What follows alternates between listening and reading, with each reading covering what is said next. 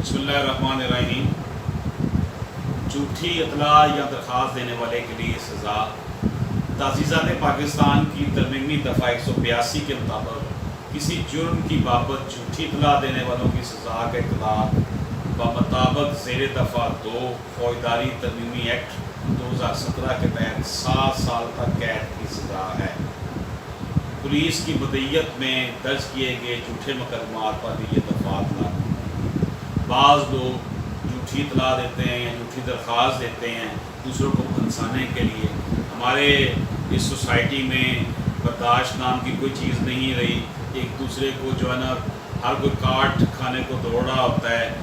हालांकि हम जिस मज़हब को मानने वाले हैं उसमें तो मुसलमान को एक दूसरे मुसलमान का भाई कहा गया है और ये कहा गया है कि मुसलमान इस तरह का होता है कि अगर जिस तरह जिस्म के एक हिस्से को तकलीफ़ होती है तो उसका दर्द दूसरा हिस्सा भी महसूस करता है। इसी तरह मुसलमानों का नबी पाक सल्लल्लाहु अलैहि वसल्लम के मुताबिक जो आपस में जो ताल्लुक़ होना चाहिए वो ये है।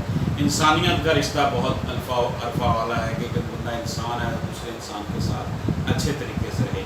लेकिन अनएजुकेटेड सोसाइटी और ऐसी सोसाइटी जिसमें अनएम्प्लॉयमेंट की वजह से भी लोगों के अंदर महरूमियाँ बहुत ज़्यादा हैं। अशराफिया ने रियाया बना रखा है आवाम को।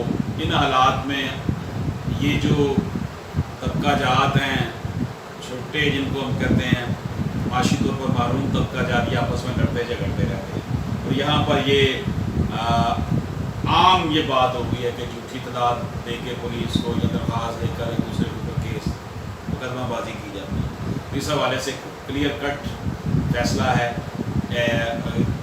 कानून में तरमीम की गई है कि जनाब जो भी ऐसा करेगा उसको 7 साल तक कैद की सज़ा है।